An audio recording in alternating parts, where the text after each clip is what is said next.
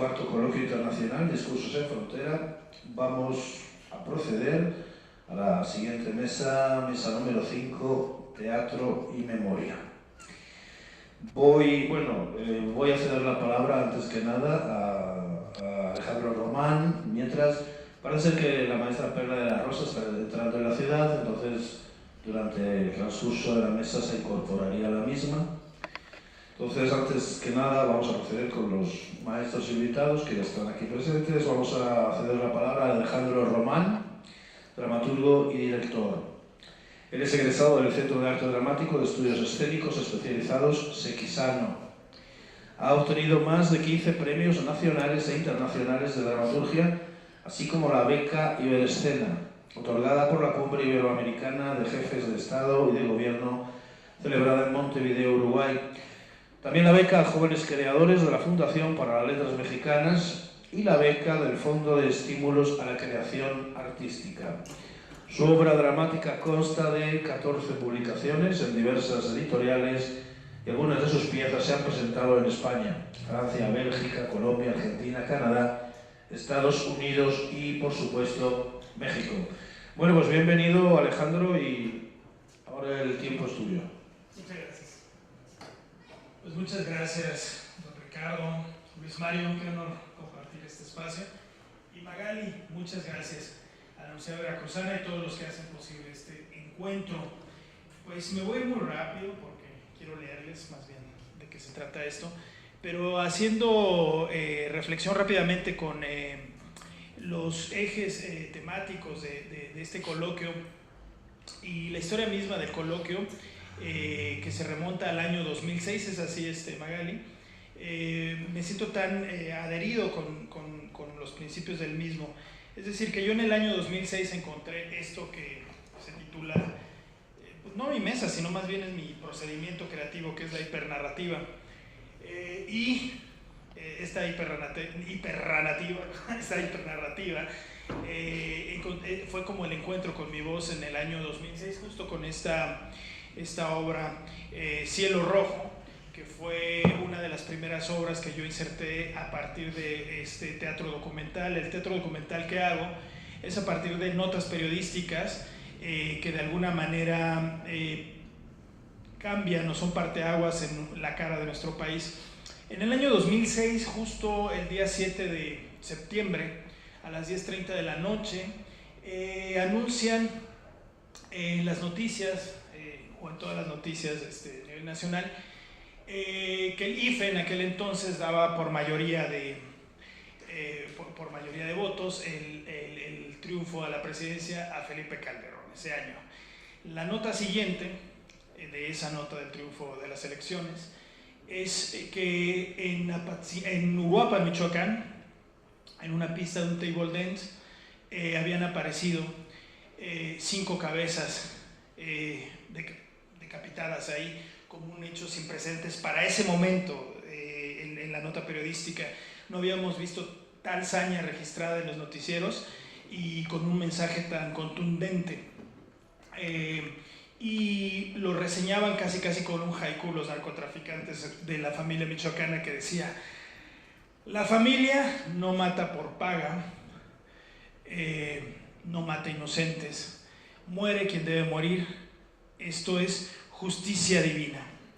Así rezaba el narcomensaje, y de ahí vinieron una playa de una galaxia de narcomensajes y métodos de ejecución sin precedentes, pero era como el mensaje, el primer mensaje del narcotráfico hacia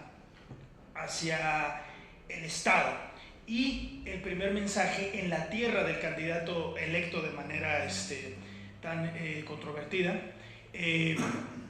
Era un mensaje de sangre, era una advertencia, era el prólogo en donde el crimen organizado le decía al candidato que su sexenio iba a ser un sexenio teñido de sangre, un sexenio teñido por la hazaña, ¿no? Así fue, así ha sido y así sigue siendo.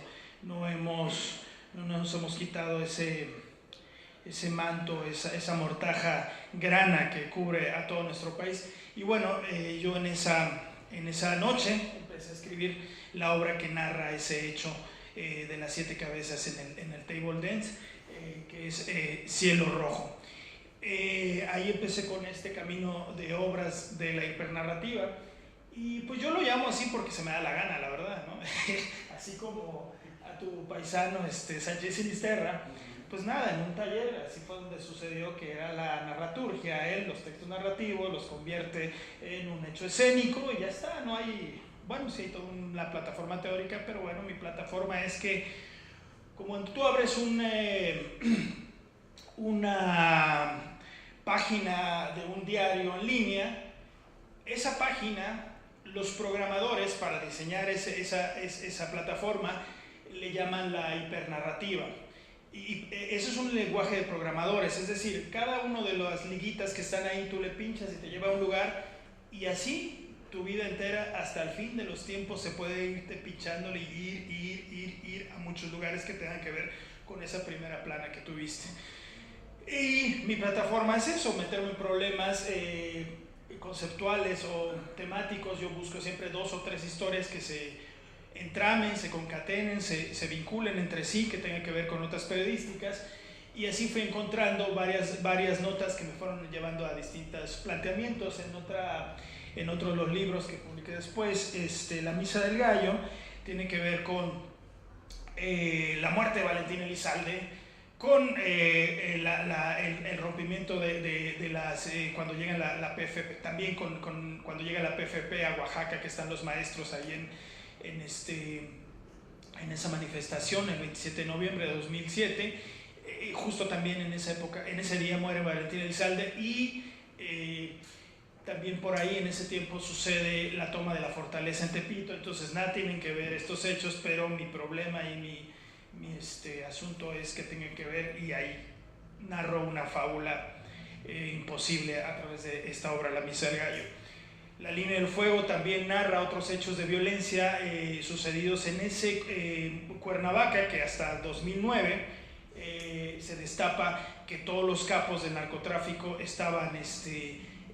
tenían asentados sus reales y su imperio de impunidad ahí en Cuernavaca, y que vemos el último coletazo de impunidad cuando nos damos cuenta de la desaparición de los 43. Es decir, que Morelos, que es un estado que está pegado con Guerrero, donde es el principal productor de amapola, pues era muy cómodo, y además los gobernadores que ha habido últimamente pues tenían una complicidad explícita con los narcotraficantes, tanto que uno de los gobernadores, Estrada Cajigal, pues su novia era hija del legendario narcotraficante El Azul. En fin, entonces, siguiendo con este tipo de obras, llego aquí, cuando escribí esta obra de Sangre Caliente, esto narra el origen de la familia michoacana. A mí me encanta buscar de los sobacos a las víboras, y ya en 3 ocasiones he tenido riesgo directo de muerte, y eso fue en Apatzingán. Cuando fui a escribir esta obra, y yo dije, bueno, me voy ahí al lugar de los hechos, y esa idea romántica de exponer el pellejo, y sí estuve frente a un arma que se encasquilló. Ya después tuve un ángel que me protegió y hizo posible que estuviéramos sentados aquí con los maestros y frente a ustedes y hablándoles de esta historia. Pero cuando yo llego de Sangre Caliente, me doy cuenta que en todas las historias la mujer es una pieza muy específica en todos estos hechos trágicos. Y lo digo porque en De Sangre Caliente la noticia que detona todo el drama es, y que me llama mucho la atención cuando encuentro una nota periodística, que 300 militares llegan a un narcolaboratorio junto a un jardín de niños, y en pleno momento que tenían clase el jardín de niños, los 300 militares hacen polvo ese narcolaboratorio con artillería pesada, y en la primera línea de fuego, en el portón, estaba con un cuerno de chivo una mujer sorteando ahí el plomo enemigo. Y en este momento, todo este narcoteatro que yo estaba haciendo en la hipernarrativa documental toma un giro distinto y creo necesario narrar los hechos del feminicidio. En el feminicidio escribo una gran producción. Este es uno de los libros que contienen como 5 obras de feminicidio que tuvo a bien Magali Velasco en prologar. Y este libro en especial, que aquí lo traigo y les voy a leer algunas escenitas, viene mucho a cuento con este encuentro, porque varias de las historias que se cuentan aquí son historias de personajes, si bien que han caído en la hazaña del crimen organizado en Veracruz y en Ciudad Juárez. Esto son poemas dramáticos, trágicos, todos ellos. Y déjenme leerles una partecita de esto, que más bien es lo más interesante, porque yo no se me da mucho la exposición. Pero bueno, mi sangre de alguna manera también es jarocha. Mi padre es de Córdoba. ¿Alguien es de Córdoba por aquí? ¿Nadie? ¿No? ¿Usted no? Bueno, es un lugar donde yo tengo recuerdo, parece que eres de Orizaba. Cuando era niño, yo visitaba mucho ese lugar, se llama Santa Leticia del Barrial. Solamente había cañaverales, árboles de naranja y naranja, y cafetales. Entonces es un recuerdo muy, muy vivido que tengo de ahí. Y siempre regreso con mis temas y con mis obras a Veracruz. Y les voy a leer un poquito para que vean un poco la plataforma narrativa de esta hipernarrativa que tengo. Generalmente ya no me gusta dialogar a menos que me encarguen una obra, pero pues bueno, me aviento este tipo de textos. La obra que les voy a leer, un pedacito, un monologuillo por ahí, es Ánima Sola. Esta obra narra una chica que es Carmen, que es de quien les voy a ahorita leer, es llevada por una red de trata a Ciudad Juárez y es explotada en las maquilas. La historia de Erika es una chica, y que esto sucede mucho en los Altos de Guerrero, en Puerto Las Ollas, en la montaña de Guerrero. Llegan los narcotraficantes a los pueblos, les dan un determinado tiempo para evacuar el pueblo, abandonar el pueblo, porque lo van a ocupar para la siembra de la amapola. Si no se van en ese tiempo, queman las casas, matan a los hombres. Y esta es una historia real que tomé de allá, de Erika, y que se enamora del verdugo de su padre, ¿no? Y tienen ahí una historia de final terrible.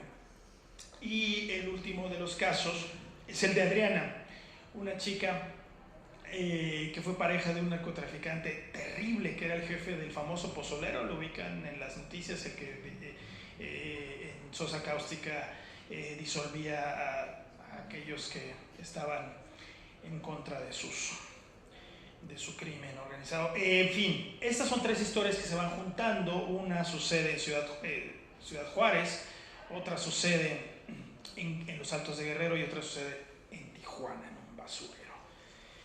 Les voy a leer de Carmen, la chica de Córdoba.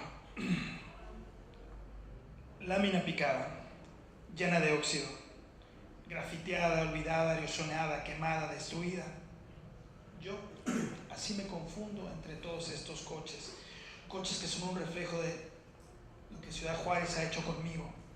Mi alma es un triste yonque dividido en 1000 pedazos. Acá todos los yonques y mi alma son montañas oxidadas que arañan el cielo. Acá, en el último rincón de Chihuahua, es donde se oxida el sueño, justo a un lado de ese miserable caserío de láminas por donde camino. Ahí alcanzo a ver clarito el río Bravo. Clarito me parece que escucho el bramido de ese río. El río suena bravo, tal como la voz de Leonel, el papá de mi hijo.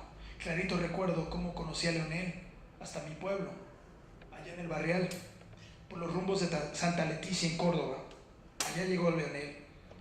Yo me estaba comiendo una naranja recién cortada de la huerta cuando llegó, y él con sus dulces palabras nos pintaba esta ciudad como la puerta del sueño. Decía que aquí estábamos a un paso para cruzar al otro lado Decía que del otro lado del río ganaríamos muchos dólares. Pronto Leonel llenó un camión de pasajeras con tantos sueños como los míos. La invitación iba solo dirigida a señoritas con apenas 15 años, como yo. Mi abuela Rafaela, con los ojos cerrados, le confió mi alma a Leonel. Lo hizo porque en el barrial no hay opciones. Confió mi vida a Leonel y a una medalla de la Virgen de Guadalupe que me dio. ¿Dónde está mi medallita? Mi abuela Rafaela me dijo que nunca me la quitara, que con ella siempre estaría protegida. ¿Ahora quién me protegerá, abuela? ¿Dónde dejé la medalla de la Virgen? La abuela Rafaela es la mujer más buena de la tierra. Es quien se hizo cargo de mí porque mis padres al separarse querían huir de todo lo que les recordara que algún día estuvieron juntos. Por eso mi abuela Rafaela se hizo cargo de mí desde muy pequeña. Pero ella ya se sentía vieja y muy cansada. Ella no veía nada claro para mi futuro. Ella se sentía que pronto Dios la llamaría a rendirle cuentas, y ella con tristeza reconocía que en el rancho había tanta hambre y ningún futuro. Así que ella tuvo que decidir.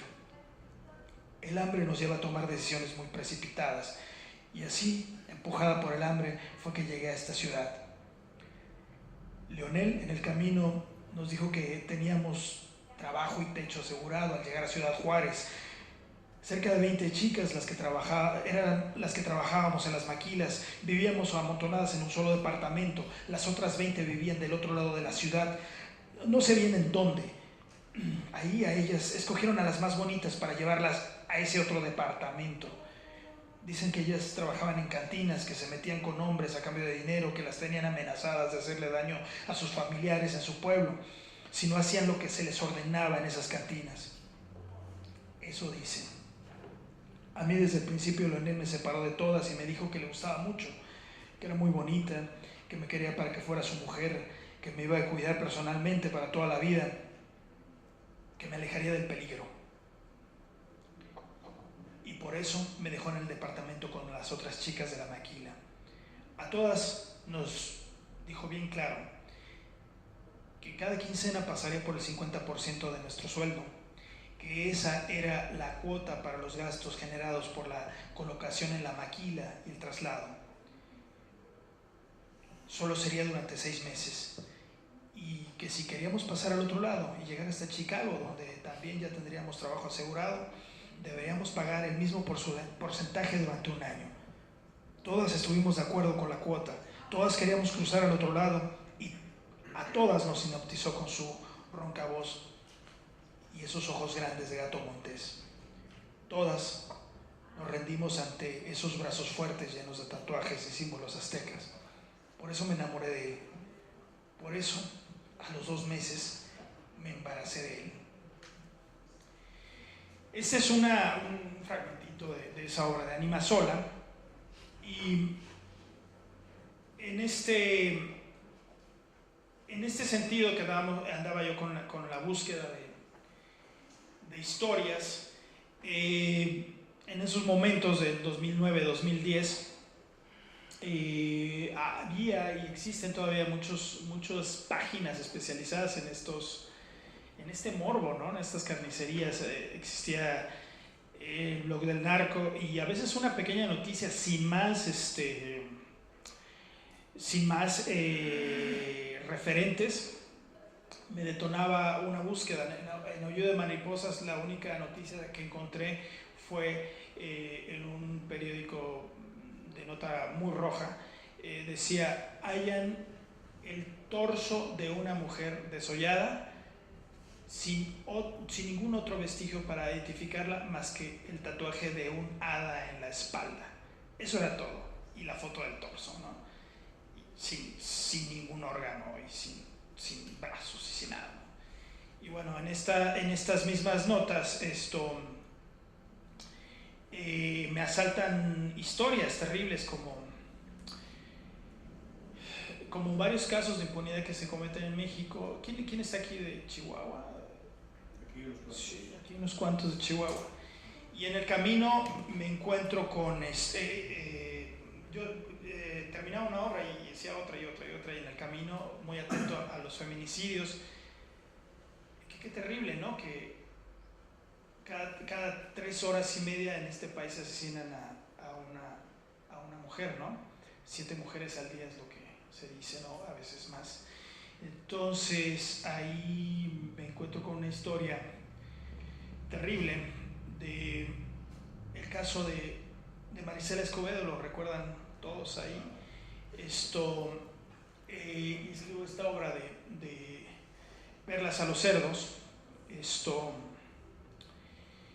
Esta obra pues narra pues ese caso, ¿no? de Marisela, y después lo protagoniza esta Ofelia Medina en el Círculo Teatral, que ya lo van a derrumbar el caso, digo el teatro, el caso.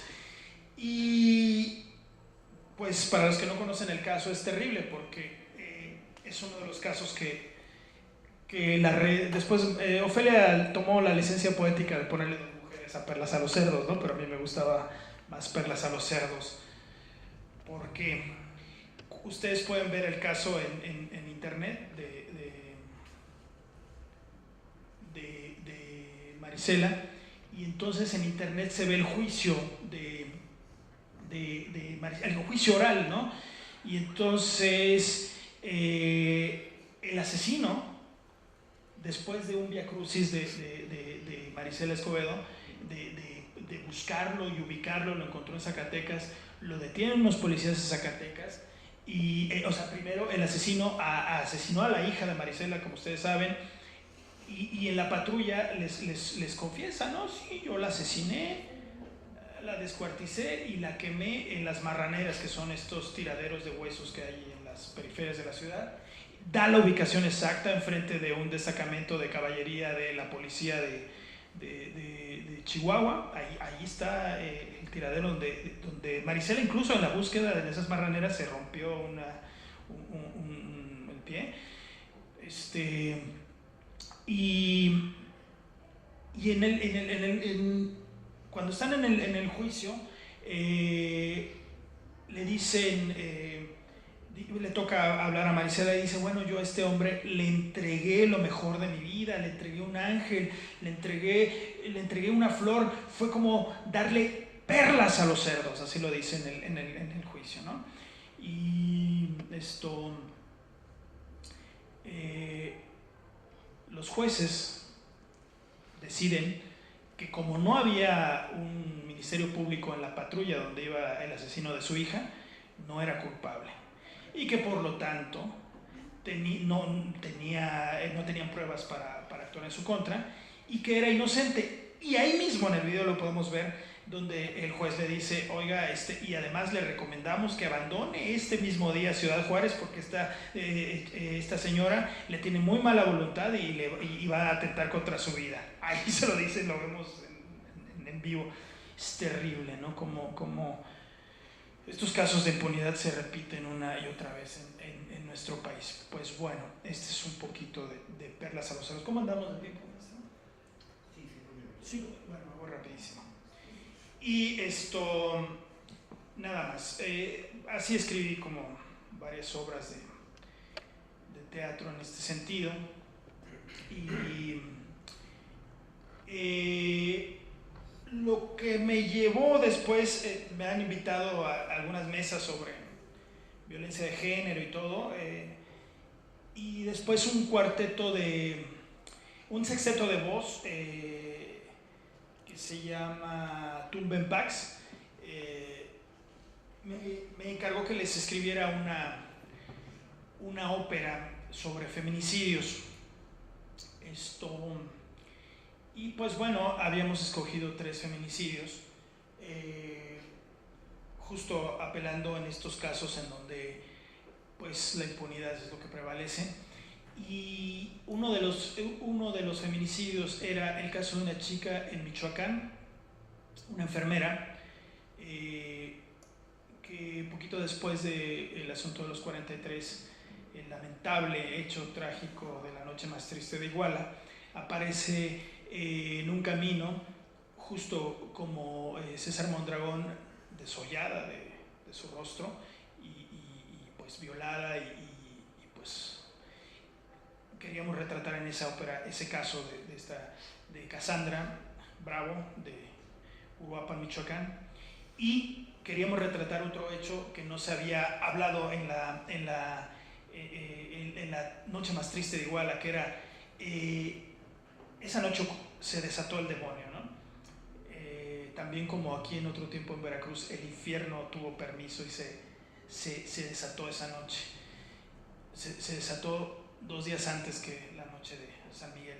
Y cuando andaban en búsqueda del camión de los 43, confunden a otro camión de unos estudiantes de un grupo de un equipo de fútbol, los avispones de Chilpancingo, y disparan contra el camión, matan al chofer y a otro alumno, y una de esas balas perdidas va a dar a un taxi que iba pasando del otro lado en el carril, y matan a Blanca Montiel.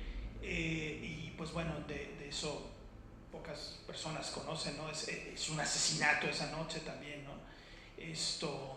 Y en esta ópera, María Roja, queríamos hacer un poco de memoria de Blanca Montiel, y en esas andábamos cuando sucede el asunto de Nadia Vera en aquel trágico departamento de la Narvarte, y yo estaba escribiendo el guión y me dice, era amiga de la directora del ensamble vocal, y pues me dice, hagamos algo, ¿no? En memoria. Y una de las líneas de esta ópera es en memoria de Nadia Vera. Si me permiten, les puedo poner un pedacito, un pequeño, y ya con esto le cedo la palabra al maestro.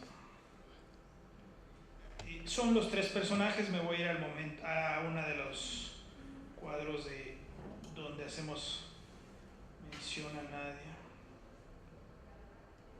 Aquí estamos.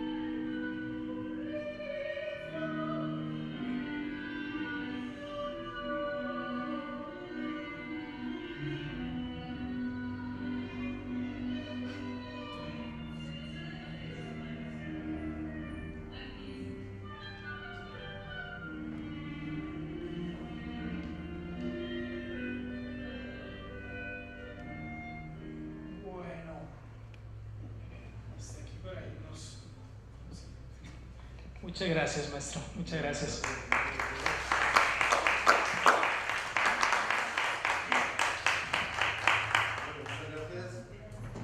Muchas gracias de nuevo. Ahora es el turno de Luis Mario Moncada. Nos va a hablar él es dramaturgo y director de la compañía de teatro de la Universidad Veracruzana. Su presentación tiene el título de El puro lugar, obra viva de la memoria. Un repaso a su trayectoria sería el siguiente. Él es licenciado en literatura dramática y teatro por la UNAM. Ha escrito y adaptado más de 30 obras, casi todas estrenadas, entre las que destacan James Joyce, Carta al artista adolescente, Premio APT a la mejor adaptación de 1994, Alicia detrás de la pantalla, nominada por la AMCT como mejor obra de autor nacional de 1995, La vida no vale nada, nominada por APT como mejor obra de autor nacional de 2001, Opción múltiple, Premio APT a la mejor obra nacional del 2004 y Códice Tenoch, Un soldado en cada hijo, obra que fue comisionada por The Royal Shakespeare Company y estrenada en el marco de las Olimpiadas Culturales de Londres en 2012. Asimismo ha sido director del Centro Nacional de Investigación Teatral Rodolfo Usigli, de la Dirección de Teatro y Danza de la UNAM y director del Centro Cultural Helénico. Pues bienvenido, es tu turno. Gracias, buenos días a todos. En particular vamos a hablar de este proyecto que es El Puro Lugar, realizado por la compañía teatral de la Universidad Veracruzana, en colaboración con Teatro Línea de Sombra, que es una compañía de la Ciudad de México, que trabaja sobre todo la línea de teatro de lo real, teatro documental para algunos, postdrama para otros, en fin, pero me gustaría contextualizar un poquito antes este asunto, porque efectivamente estamos en un encuentro en el que los temas de la memoria, de la violencia, que en los últimos años nos han abrumado, se ponen en primer plano y de pronto hablar de un proyecto se puede dividir en dos vertientes, una del aspecto formal y otra, bueno, particularmente los contenidos. En este caso, es un proyecto muy peculiar en su aspecto formal, entre otras cosas porque el Puro Lugar se desarrolló por capítulos, porque se desarrolló un espacio minúsculo en su gran mayoría, un espacio de 3 por 4 metros cuadrados, en el que solo cabían 10 espectadores, y eso nos llevó a la necesidad, o incluso era parte del planteamiento, de generar un grupo cerrado de espectadores. Tuvimos 100 espectadores a lo largo de los 5 capítulos que realizamos en la ciudad de Jalapa, 100 espectadores que se inscribieron mediante carta de motivos, ¿no? Que nosotros lanzamos una convocatoria para reunir a 100 espectadores que nos acompañaran en un proyecto que tenía una continuidad, un seguimiento, digamos. Entonces, ese es uno de los aspectos formales, pero quizá es importante circunscribirse a lo otro, porque el teatro en México, habría que decir que durante mucho tiempo, prácticamente todo el siglo XX, estuvo signado por las corrientes realistas. Casi se podría decir que vivimos una especie de realismo socialista muy al estilo del Partido Único, que finalmente es lo que teníamos durante buena parte del siglo. Y finalmente en los 80s, 90s empezó a romperse esta supremacía estilística, con accesos quizá a un teatro de mayor fantasía incluso, o de temáticas que se salían de la denuncia social a la que ya habíamos estado, bueno, una denuncia social también muy sospechosa que se daba a lo largo de las décadas, porque no llegaba realmente a nada, era una denuncia tutelada por el mismo Estado. Entonces, de pronto se empieza a romper esta concha, pero la violencia nos alcanza y nos obliga de alguna manera a volver la vista frente a los hechos que la realidad nos está marcando, ¿no? Y creo que la ponencia que nos acaba de dar Alejandro es muy explícita en ese sentido. Entonces, eso es un poco lo que contextualiza el trabajo que a mí me toca desempeñar con la compañía de la Universidad Veracruzana, a la que en cuanto yo asumo la dirección artística. Perla, ¿por qué no te vienes para acá? Ay, perdón, me puedes desembarcar. Bienvenida. Gracias. Como decía, bueno, cuando a mí me toca asumir la dirección artística de la compañía, yo propuse un trabajo. Es una compañía de repertorio, es una compañía muy tradicional de este estado, la más antigua del país además. Es una compañía que tiene más de 60 años de fundada, y que hace una labor de repertorio muy importante, casi única en este país, ¿no? Entonces yo lo que le propuse para la creación del nuevo repertorio, como el plan de trabajo que yo desarrollaría, era una indagación desde el teatro en torno a la memoria, la microhistoria, y teníamos varios proyectos.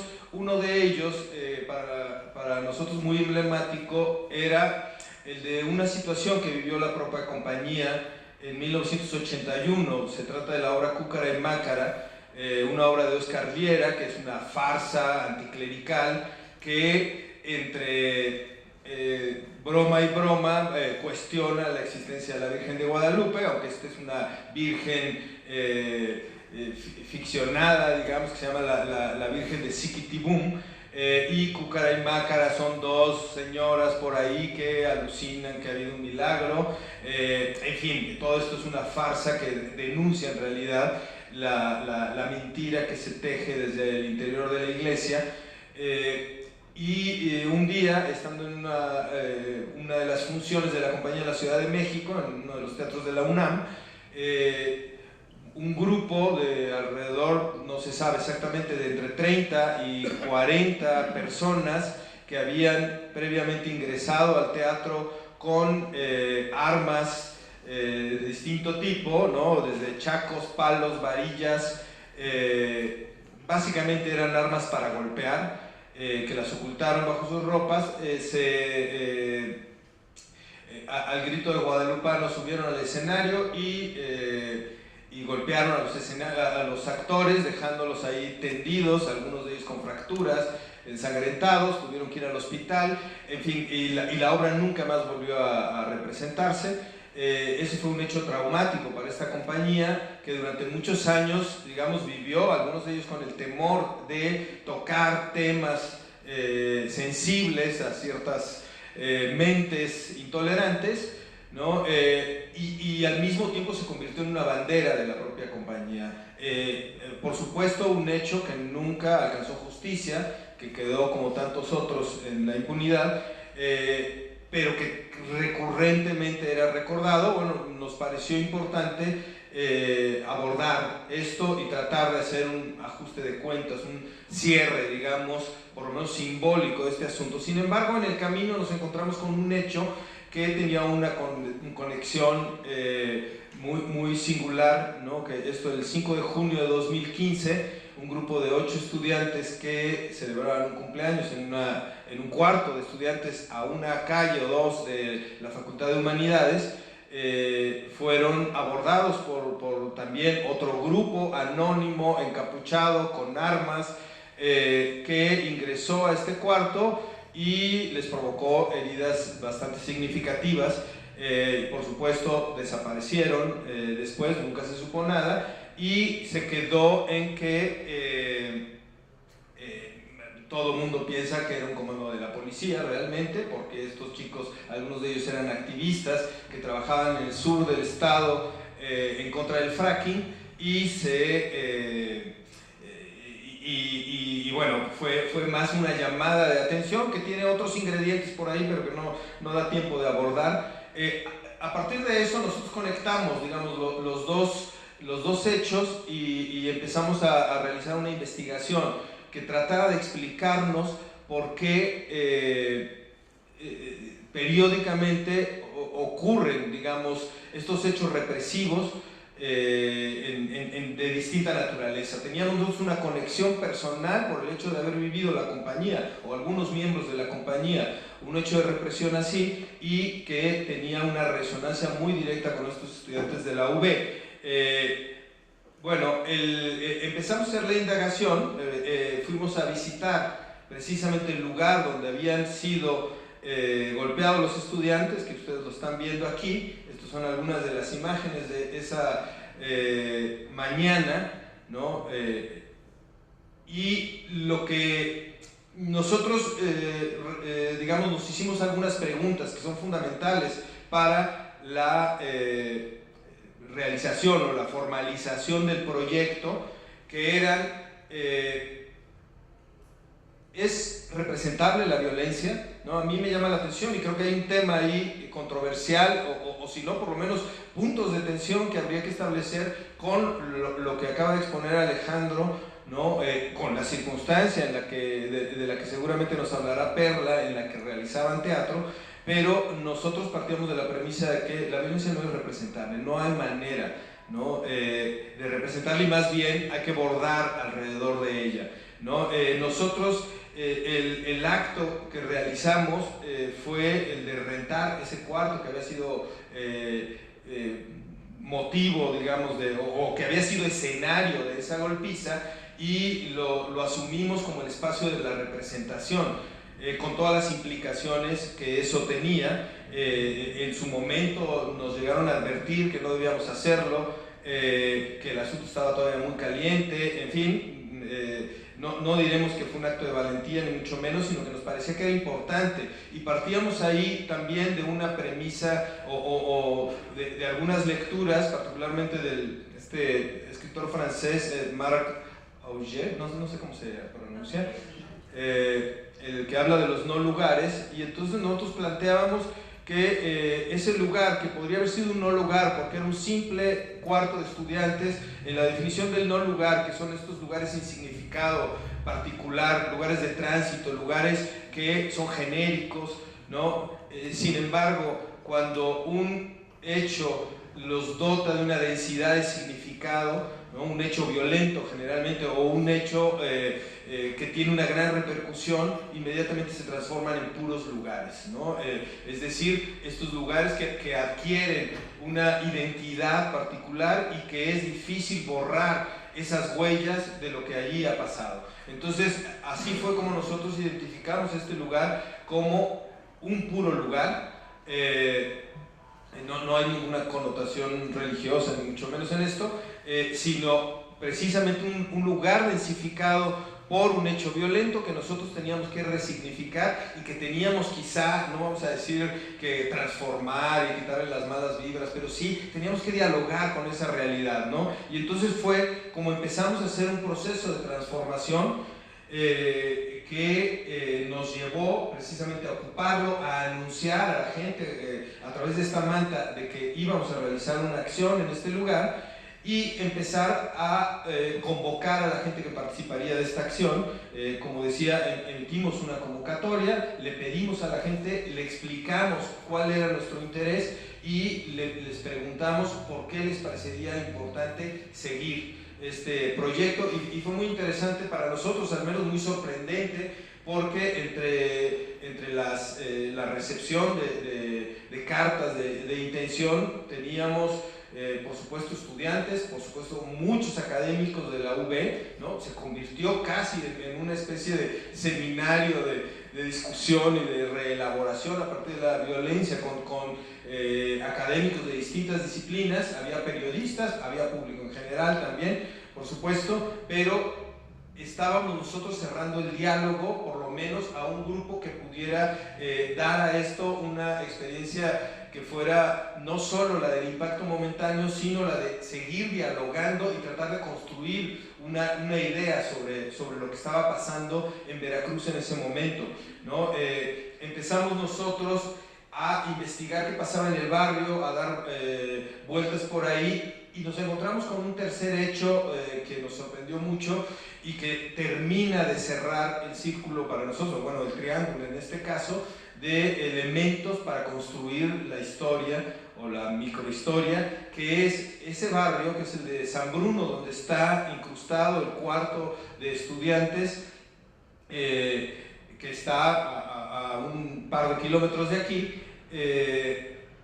Resulta que los nombres de las calles pertenecen a los obreros que fueron masacrados en 1924 y que hace que muchos conozcan ese barrio como el de los Mártires de San Bruno. Precisamente, de hecho hay una avenida que se llama Mártires de San Bruno. El cuarto que nosotros ocupamos de la calle se llama Herón Pérez, que es uno de los obreros que fueron sacrificados. Decíamos, en 1924 un comando anónimo entró a la fábrica de textiles de San Bruno, que tenía un sindicato comunista, que estaba, digamos, era disidente de la CNOP, y que, no es la CNOP, la CROC, creo, la que articulaba en ese momento a todas las organizaciones obreras, y entra este comando que nadie sabe quién era, aunque bueno, hay algunos nombres por ahí que se filtran, se los lleva a un cerro a las afueras de la ciudad, ahí mismo los hacen cavar su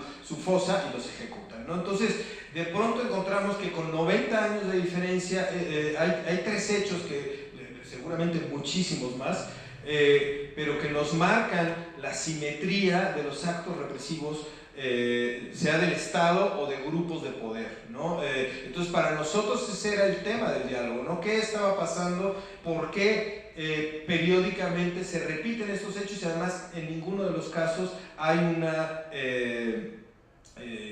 acto de justicia, sino que uno va borrando al otro, ¿no? Eso nos remite también a muchas otras preguntas, ¿no? Resulta que esas fosas estuvieron ocultas durante mucho tiempo, y fue mucho después que los mismos vecinos del barrio de San Bruno las encontraron, después de estar buscando en muchos parajes del cerro, de distintos lugares, porque no había una certeza de dónde se los habían llevado, ¿no? Y encontramos entonces que las fosas clandestinas es una práctica que parece que tiene más de un siglo en México, ¿no? O por ahí, ¿no? Entonces, si le rascamos al siglo XIX, tal vez encontraremos otras, ¿no? Pero por lo menos nosotros encontramos este hecho en 1924. Todas estas nos llevan a nosotros a plantearnos cómo abordar un tema de esta naturaleza, y entonces nosotros decidimos hacer un trabajo con el barrio tratando de rescatar algunos elementos históricos, pero al mismo tiempo también tratando de reconstruir cuál ha sido la vida después de ese barrio, porque es un barrio además característicamente obrero. Es un barrio que los miembros de ese sindicato de San Bruno lograron que en 1919 el Estado les concediera una serie de hectáreas para construir las casas de los obreros. Es decir, había un desarrollo que se estaba llevando a cabo que de pronto se truncó, ¿no? Fueron los obreros los que decidieron ponerle nombre al barrio. El barrio se llama, el nombre oficial, aunque todo el mundo le conoce como San Bruno, es Francisco Ferrer Guardia, que fue un pedagogo de filiación anarquista catalán, ¿no? Entonces, estos hechos son muy significativos, y para nosotros eran revelaciones que iban surgiendo y que se iban convirtiendo precisamente en el material que se contaría. Había un equipo de fútbol del barrio, de la fábrica, que era la Estrella Roja, en homenaje al equipo soviético, ¿no? Entonces hay una serie de ingredientes que se nos va revelando sobre el barrio, ¿no?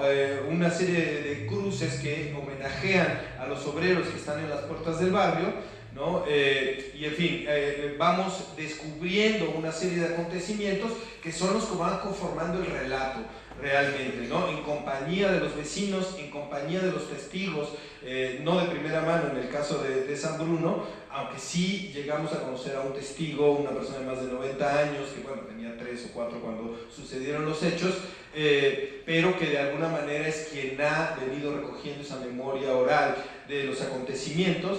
Estas son unas escenas del capítulo 2, donde hablábamos del caso de Cúcara y Mácara, ¿no? Y con los actores de la compañía que estuvieron presentes en este lugar, algunos de los recortes de este hecho de 1981, ¿no? que generó incluso manifestaciones en la Ciudad de México, de grupos culturales que pedían que se encontrara a los culpables, que por supuesto nunca fueron encontrados, ¿no? Aquí tenemos a uno de los actores mientras es transportado al hospital después de la golpiza.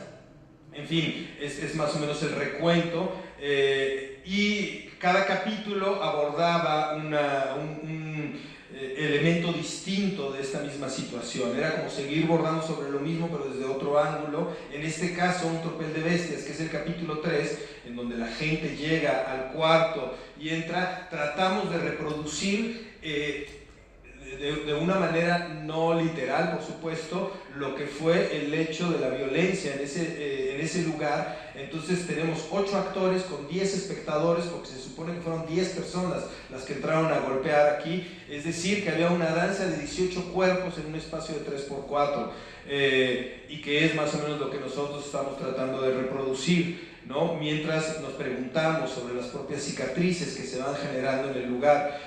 A los 100 espectadores los convocamos el día de las elecciones del 2016, que fueron el 5 de junio de 2016, exactamente en el año a un año del aniversario de la golpiza. En ese cuarto llegaron los espectadores y algunos amigos y fueron escribiendo mensajes para tratar de darle significado a ese día. En fin, fuimos a una escuela que estaba a 3 cuadras de ahí, que la escuela se llama Mártires, del 28 de agosto. Realizamos unos talleres con los niños para hablar sobre temas de violencia y de futuro, ¿no? Y de ahí se generó el material para uno de los capítulos, el cuarto, que era una kermés en donde convocamos a nuestros 100 espectadores y algunos más que llegaron, e hicimos una acción que de alguna manera recapitulaba en la memoria todo lo que se había estado recogiendo con los vecinos y con la documentación histórica que nosotros habíamos desarrollado. Y finalmente hicimos el capítulo 5, que abordaba los objetos de la memoria y que los expusimos en este lugar con el planteamiento de decir, si las paredes hablaran, si las paredes de ese cuarto hablaran, ¿qué es lo que nos dirían? Y era una acción en la que cada espectador entraba solo, bueno, después de una explicación que se le daba, y se quedaba durante 20 minutos solo con el cuarto, con todos los objetos que nosotros habíamos recogido, que habían sido producto que se había producido en ese cuarto, que nosotros habíamos recogido de un costal que había sido abandonado ahí el día que rentamos la casa, y que están en estos cubos que ustedes pueden ver, unos cubos de acrílico que reproducen, aíslan, encapsulan los elementos que nos cuentan la otra historia del cuarto, ¿no? La del antes y el después,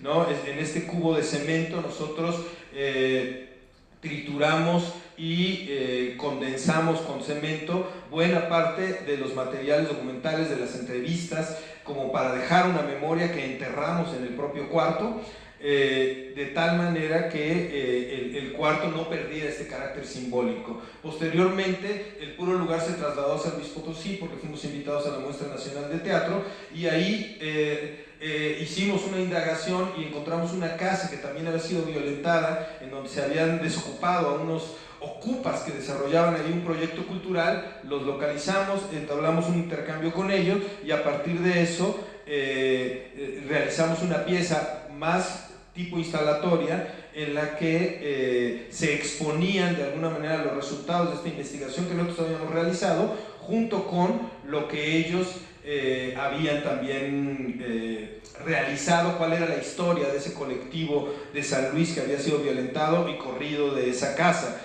Finalmente, como acción final para nosotros simbólica, creíamos importante extraer la esencia de ese cuarto y que pudiera ser transportable para llevarse a cualquier lado y que se pueda exhibir, porque nosotros el cuarto tarde o temprano teníamos que entregarlo. De hecho, lo alquilamos durante un año y después tuvimos que entregarlo porque ya no había objeto para continuar con él, pero construimos una réplica, digamos, simbólica de ese cuarto, que es este cuarto de acrílico que hemos expuesto en distintos lugares, ¿no? Aquí lo vemos, por ejemplo, la mañana del 1 de diciembre, que fue el cambio de poderes en el estado de Veracruz, ¿no? Ya huido el exgobernador Duarte, nosotros invitamos a la gente a hacer un performance sobre el arroz como elemento simbólico, en el que nosotros pensábamos que si cada grano de arroz valiera 1,000 pesos, necesitaríamos una tonelada y algo más, como 1,175 kilos, para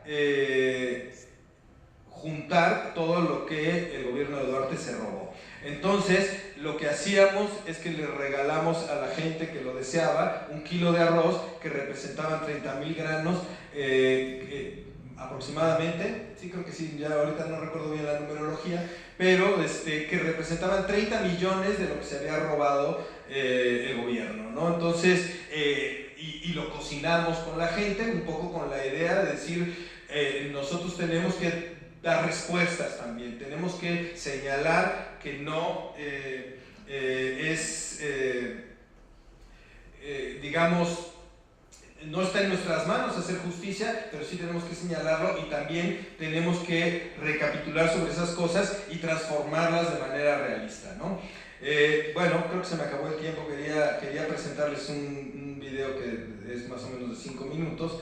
Esta es la versión escénica de la obra, en donde ya recuperamos digamos, lo que se había estado desarrollando y decidimos que la experiencia valía la pena compartirla con el público que no había formado parte de este núcleo de 100 espectadores, ¿no? Para hacerlos partícipes de algunas de las conclusiones que nosotros habíamos sacado, y bueno, de ahí salió esta representación que ya no hay más que decir. Gracias.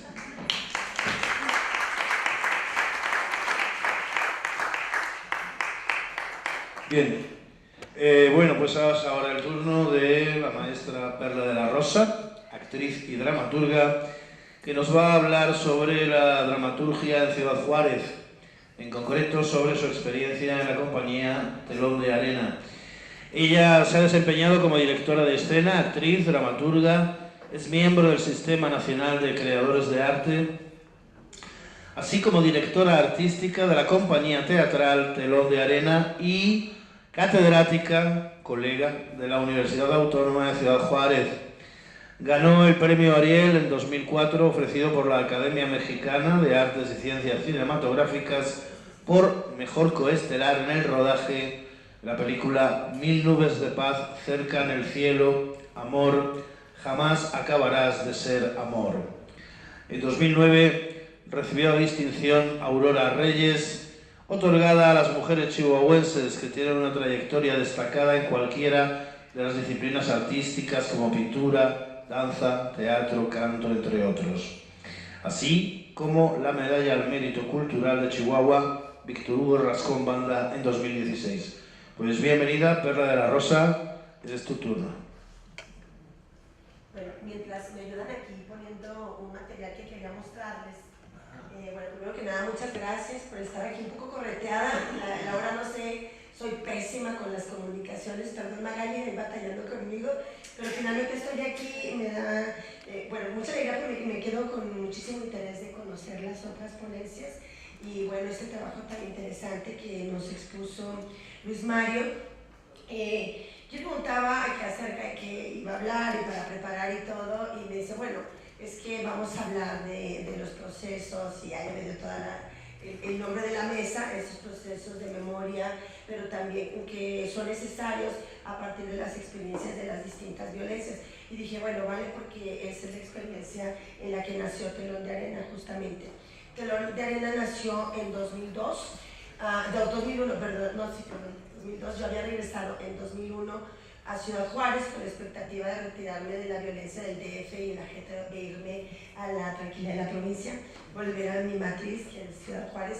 Y lo que se hizo presente que ya estaba aún en la distancia, yo estaba en el conocimiento de la violencia de escándalo, de los feminicidios, y regresaba, pero cuando regresé, después de haberme ido en el 85 a la Ciudad de México, regreso y el impacto de estar ya ahí en el sitio de las violencias, en el lugar, del dolor y de todo esto que tiene mucho que ver con lo que ha expuesto Luis Mario también, porque al pasar de los años la experiencia Juárez se ha expandido por todo el país, pero el impacto fue muy grande y iba yo embarazada y además había un impacto con una sensibilidad más aguda, ¿verdad?, por mi condición de maternidad, y me topé con el feminicidio de Alejandra, y de Lilia Alejandra, una chica que fue arrojada como basura ahí prácticamente en un área muy poblada de la ciudad. Y bueno, fui testigo, como todos los habitantes de la ciudad, de toda la cadena de feminicidios y después de todas las manifestaciones violentas que surgen en la ciudad como un laboratorio de violencia, como lo ha señalado Charles Bowden y que algunos escandalizan. Pero la verdad, estar en este experimento de ciudad, como lo puede constatar Magali, que es algo muy ambiguo y también ambivalente, porque es una ciudad llena de noblezas también, hay gente muy cálida, es maravilloso vivir ahí también, a pesar de convivir con lo terrible. Me quedo con esta pregunta que lanzó Luis Mario, de si era representable la violencia, y diría que justo ese es el reto, que es inabarcable la representación de la violencia en sí misma, pero que tenemos la posibilidad, el gran poder simbólico de resignificarla y de redimensionarla. Y recuerdo en una ocasión, una noche viendo un noticiero de estos de Televisa, vi cómo videaban, que le metían casi la cámara al rostro de una indígena asesinada a las orillas de una carretera en Aguas Blancas, y yo la veía boquear porque fue extremadamente gráfico el trabajo que hizo la televisora. De verdad, le metían la cámara al rostro y veía los últimos instantes de su agonía, y sentía una cuestión muy extraña porque además son los horarios que la gente cena a veces, ¿no? Y había una cosa muy extraña, y después pensé que el lugar para regresar la noción de vida tal vez sería el trabajo de lo simbólico, donde está nuestro trabajo como teatreros, y que tal vez ahí esa muerte sí podría importar, que si le ponemos ese nombre, ese rostro en la resignificación simbólica del escenario o del arte público, o de estas resignificaciones como las que nos menciona Luis Mario, podríamos regresar la dimensión de la vida a algo que estaba siendo mostrado en absoluta cosificación. Cuando regreso a Juárez, en este impacto de la violencia, yo siempre había sido actriz y empecé a sentir una gran necesidad de expresar esto que sentía, pero bueno, también hemos dicho que en Telón de Arena nos reunimos primero con la intención de hacer el mejor teatro posible, y que nada más pensábamos en términos creativos, ¿no? Y la pregunta era, ¿y cuál era el mejor teatro posible? El mejor teatro posible en nuestra ciudad, y estábamos en esa vaguedad, pero la violencia feminicida, la violencia que se fue agudizando, estoy hablando a principios del siglo XXI, ¿verdad?, en los primeros años, que nos fue acorralando la violencia, y todas nuestras conversaciones y nuestros pensamientos, nuestras angustias, pues se instalaban en el panorama de estas violencias, de tal manera que nuestro teatro intentaba sí reflejar la violencia, pero no escribíamos. Y entonces, pues, ¿qué hacíamos? La violencia contra las mujeres, y se nos ocurrió traer a Lorca con una relectura, y ya teníamos otra óptica, y tratar de actualizar lo que sucedía con la potestad del cuerpo femenino, y no nos alcanzaba, la verdad, no nos alcanzaba. Recuerdo haber estado haciendo Bodas de Sangre cuando ocurrió el asesinato de 4 hijos de una misma mujer, y de la misma manera impía nos lo proyectaban por la televisión, una mujer que corría a detener las balas y ya habían caído 4 de sus hijos en el asalto a Plazuela de Acuña, que fue en 2006. Y en esa noche yo estaba haciendo Bodas de Sangre y no me alcanzaba, no alcanzaba Lorca ni la realidad que intentaba dar desde la ficción, Bodas de Sangre. Entonces era claro que teníamos que emprender el trabajo de otra manera, tomarlo de otra manera, y empezamos a escribir con muchos pues más con el ímpetu y con la necesidad que con una definición muy clara. De esta manera, yo les quería mostrar, cuando ya se hace inevitable, escribí yo una Antígona, que trataba de desmentir, porque creo que el territorio del teatro es, lo hemos dicho muchísimo, para visibilizar, para crear una voz solidaria con las víctimas o sus deudos, ¿verdad?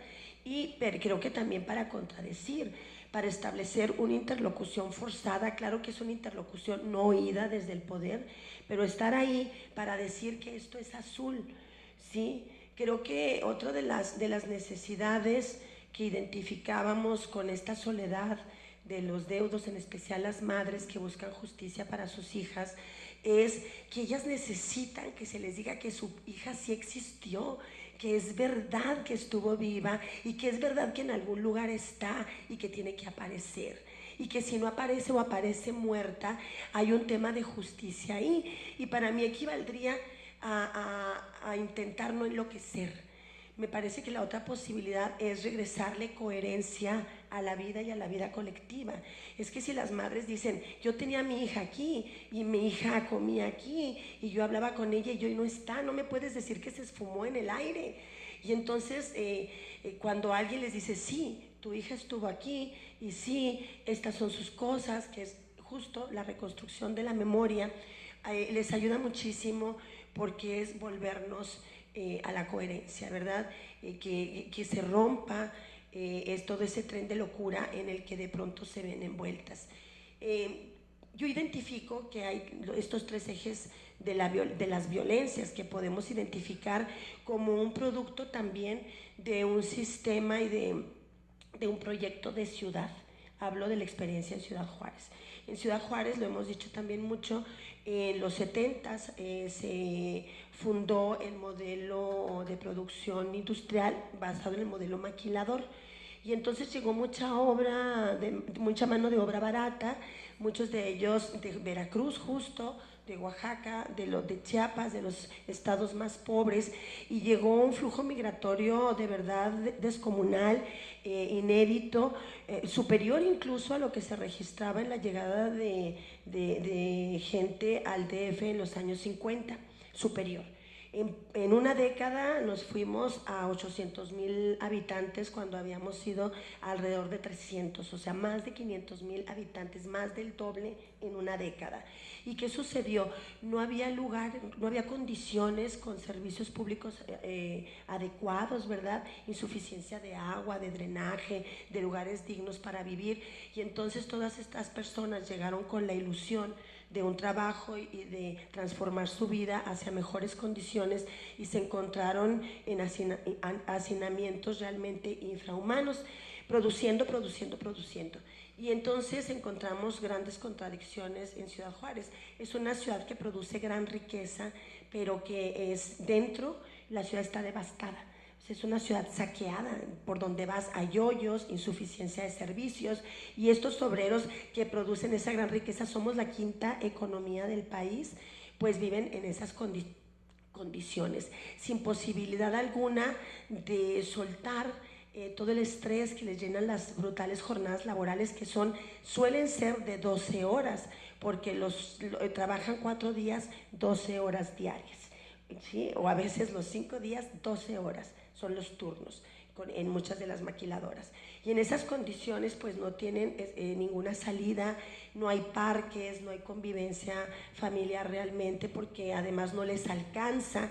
Y entonces claro que surge todo el laboratorio que ahora vemos como el gran problema de seguridad, y que se presentó primero en la expresión más aguda, que fue el feminicidio, y que ya después hacia el 2008 se desborda con esta declaratoria tan absurda de la guerra al narcotráfico, y desde luego el eje permanente de la violencia experimentada contra los migrantes y hacia los migrantes, ¿no?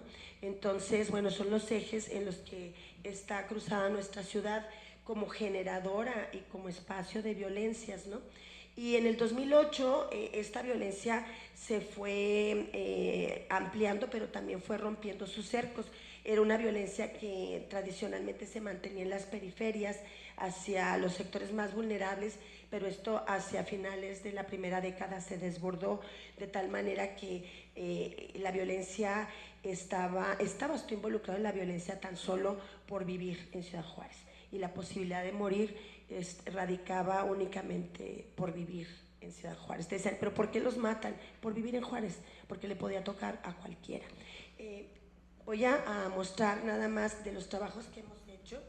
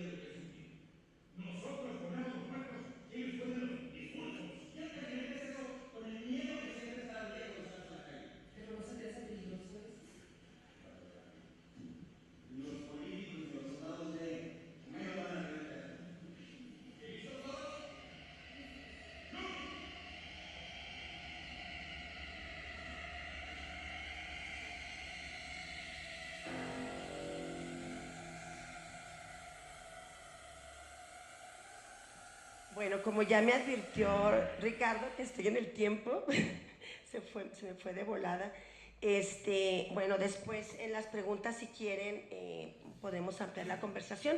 Nada más digo, esto fue una respuesta justo para escapar de la locura en esa sensación de peligro en que estuvimos los habitantes de nuestra ciudad en el 2008, cuando llegó toda la ocupación militar, y bueno, también lo que buscaba era estar en contra de los militares en las calles.